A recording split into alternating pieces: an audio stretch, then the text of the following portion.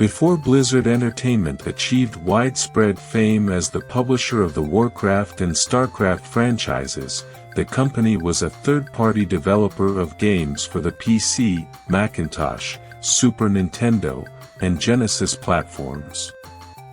One of the company's earliest successes was a puzzle game called The Lost Vikings, which is now available for the Game Boy Advance. The game's protagonists are a trio of Vikings: Eric, Baliog, and Olaf, who are abducted by aliens and dropped into an obstacle course featuring room after room of switches, keys, traps, and enemies. Each of the Vikings has his own specific abilities. Eric is a light-footed runner who can jump across long distances. He can also smash through walls made of soft brick. Baliog carries a sword and a bow, which he can use to attack enemies and trigger switches that are too distant for Eric to reach. Olaf, the third member of the group, carries a shield with multiple uses. You can point it forward to protect the group from a wide variety of enemy attacks, point it upward to give Eric a boost up to higher platforms, or hold it above Olaf's head and use it as a glider to float down steep drops. Most of the puzzles in each area require teamwork between at least two of the Vikings, so your goal is to figure out how to put their abilities together in order to reach the next room.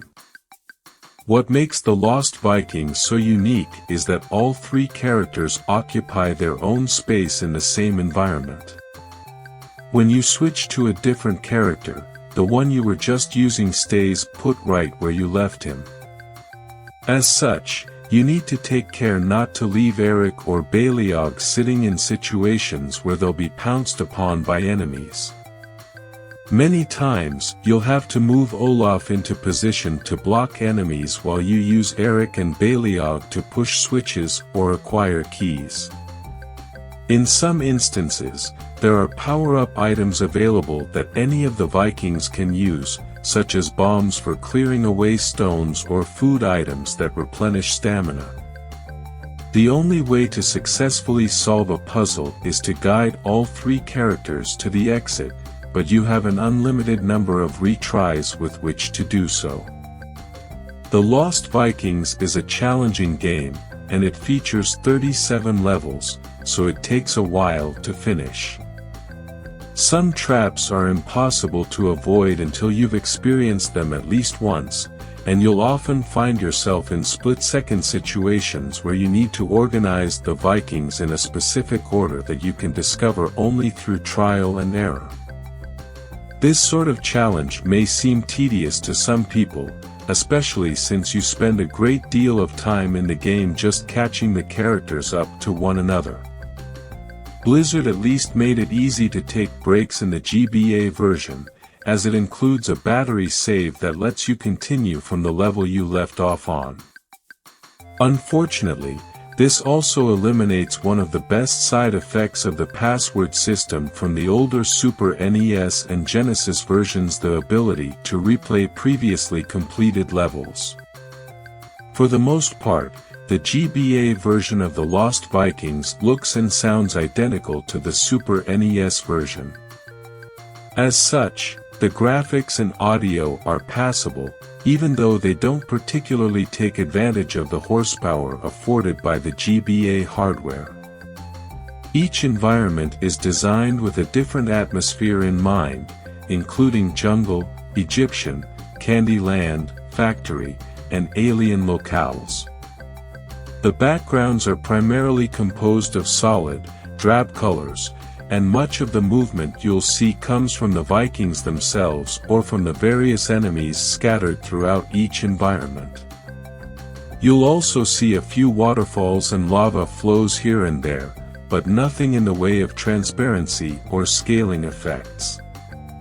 As for the audio, it's mainly a few SOSO sound effects played over the top of a humorous disco-style soundtrack that really suits the game's attitude.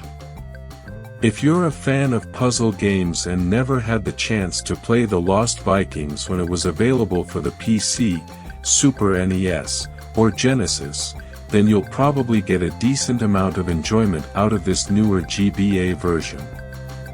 The lack of any sort of time trial, multiplayer, or randomized mode is disappointing, however, especially if you're one of the many who played this game to death nearly a decade ago.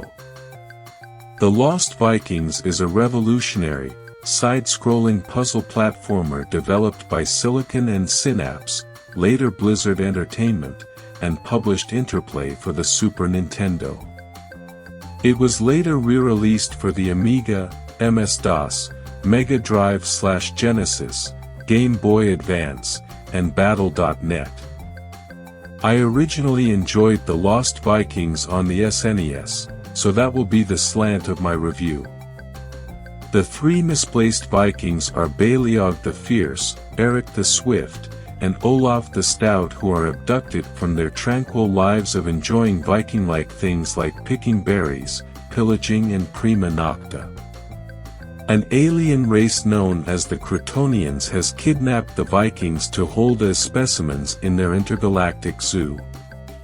However, the Vikings escape the clutches of their alien captors and become stranded in time and space, traversing surreal and eclectic worlds on their quest to return to their own. The basic mechanic involves switching between three controllable characters, the Lost Vikings, with their different offensive, defensive and movement specialties. Baleog is equipped with a sword and bow with a lifetime supply of arrows, and thus he's the only Viking who can easily kill enemies, directly.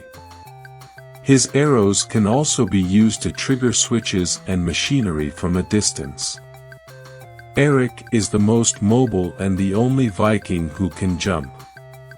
If he picks up enough speed, he can bust down walls with his helmet and even plow through enemies in some circumstances, provided he's given enough running room.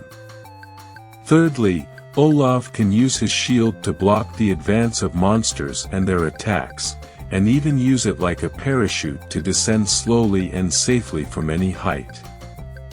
Further, his shield can be used as a platform for the other Vikings. Eric can jump on top of it to reach higher areas.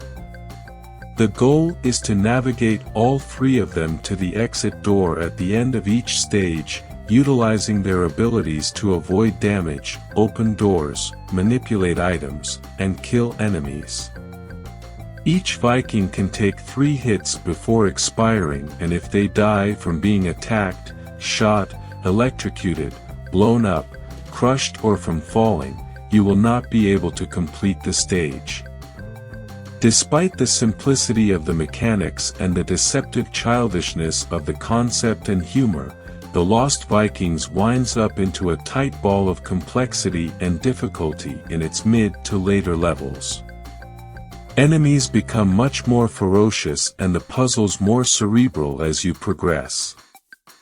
Later items and combinations of items can dumbfound as keys to unlocking the next area in a stage. The game features an absolutely necessary trial and error element since there are no continues and losing a stage simply causes you to restart it.